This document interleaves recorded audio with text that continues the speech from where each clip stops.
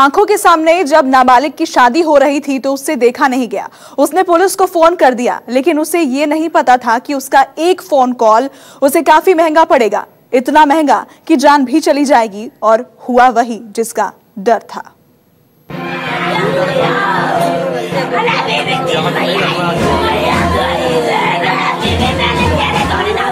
जुर्म रोकने के लिए पुलिस को फोन करना युवक को महंगा पड़ा।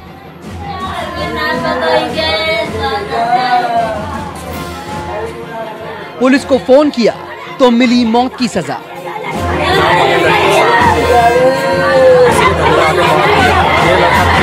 पत्नी की आंखों के सामने पति का गला घोंट दिया।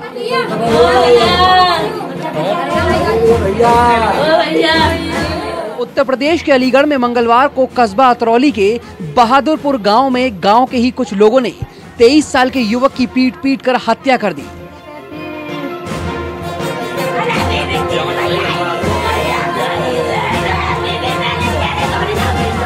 जब तक पुलिस मौके पर पहुंचती तब तक आरोपी फरार हो चुके थे।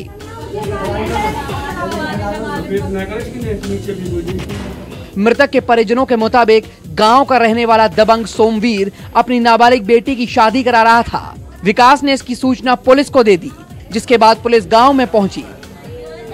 दबंगों को किसी ने बता दिया कि विकास ने पुलिस को खबर कर दी थी। इस पर गांव के दबंग सोमवीर ने विकास को मारने की धमकी दी। सुबह जब विकास मनरेगा में काम करने गया तो वहां छुट्टी थी। फिर विकास घर लौट आया। जैसे ही वो घर लौटा, दबंग सोमवीर अपने साथियों के साथ विकास के घर आया और पत्नी के सामने ही गला दबाकर उसकी हत्या कर दी। ऐसा था, वो शादी थी एक जाटों में उसकी लड़की की, तो इनने ना वो उसका नाम ये लगा रहे थे कि 100 नंबर पे इन्हें फ़ोन करा। वो जिप्सी आई थी 100 नंबर की, तो इनका नाम आया था। तो ये लड़ाई करने के लिए, मारने के लिए लड़के आए, तो रात को मिला नहीं था। 4-5 लड़के आए तो बीवी को धक्का मार के और स्वा पी लेके और गला दबा दिया इनका। तो ये और यहाँ से फरार हो गए। फिर इनकी मम्मी भी थी मौके पर, तो मम्मी तो 3 देर में रोड छत से उतर के आई। इनको तो काम कर दिया, उनको भाग गए था लड़के। हत्या के बाद परिवार में कोहराम मच गया। कुछ देर बाद पुलिस मौके पर पहुंची और मृतक के शव को पोस्टमार्टम के लिए भेज दिया।